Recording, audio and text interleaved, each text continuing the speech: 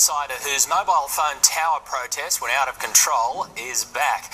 Now, he drove a tank down city streets, destroying transmitters to highlight what he saw as dangerous tower emissions. Now, of course, he was sent to jail for that, but the former technician hasn't changed his mind about the health effects of mobile phone towers, and he's preparing another protest. But as Laura Sparks reports, this one won't involve a tank. The message was that how dangerous it was. I wasn't thinking clearly. I made some rash decisions, which I really regret. But it was out of sheer frustration, wasn't it? Yes, yeah. His desperation drove him to extreme measures. John Patterson did the unthinkable. He went on a destructive spree in a tank, and now he's paid dearly for his actions. I was proved guilty, and I was jailed for my offences. How dangerous is this office? It's catastrophic. You wouldn't work here. We first met John, a former senior telecommunications technical officer with Telstra, more than 2 years ago. Back then, he was waiting to be sentenced, facing a jail term for his tank attack. I was involved in rolling the technology out. I was very responsible for any safety things that actually happened. So I felt obligated to actually do something about it. John borrowed his mate's armoured personnel carrier, one of only 2 in the country, and rammed 8 equipment shelters housing transmitters for mobile phone towers. It disrupts the bioelectric system of your body, which is really your brain, your nervous system, how your muscles talk. For 20 years, John tested Telstra digital systems. Over the time, he realised the dangers of electromagnetic radiation. When he moved to this Telstra depot in between 2 mobile phone towers, he got violently sick. It microwaved us. So I got all the test gear out and measured it and drew up a report and showed that it was an occupational hazard to work in that building with that amount of radiation. And I was immediately removed from service. After taking a voluntary redundancy, John went on to warn every responsible authority. Everyone said I was technically correct, but no one had the power to stand up on my side.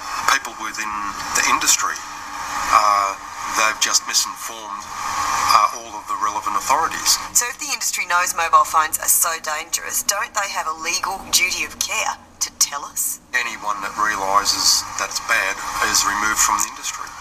In sheer desperation, John inflicted $6 million worth of damage on the transmitter shelters.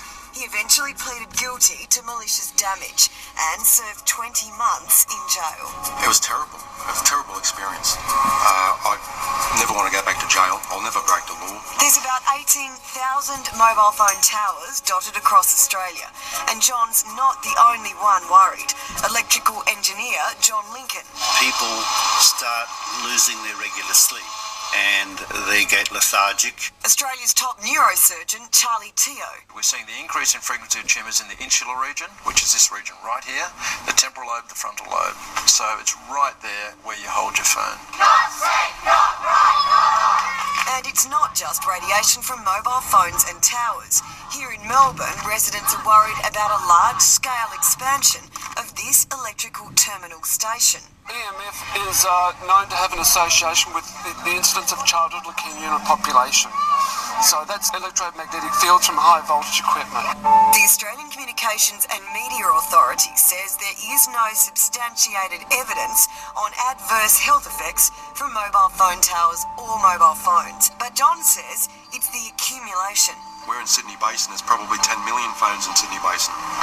Then there's all the Wi-Fi is used. There's all of the communications, radio, TV, everything. John's now setting up a business. He's got $500,000 worth of equipment, including this $80,000 spectrum analyzer, one of only a few in the country. So how much radiation is in here because of that tower? It's equivalent to thousands of mobile phones being inside the office here. All ringing at once? Yes. So if I was to work in here for 2 years with that mobile phone tower there and that radiation in here, how would it affect me? That worst case scenario, bowel cancer, liver cancer, lung, heart, brain problems. His aim to alert people on how to identify immediate effects of radiation. For example, sleeplessness. and then to teach those concerned about how to safeguard their homes and offices. What you shouldn't have plugged in during night time when you're sleeping, just general occupational health and safety. If you're not getting your sleep, I can show you how to get good night's sleep. And a Senate committee inquiry has been taking submissions into where mobile phone towers can be located. We'll be hearing more about their findings in May.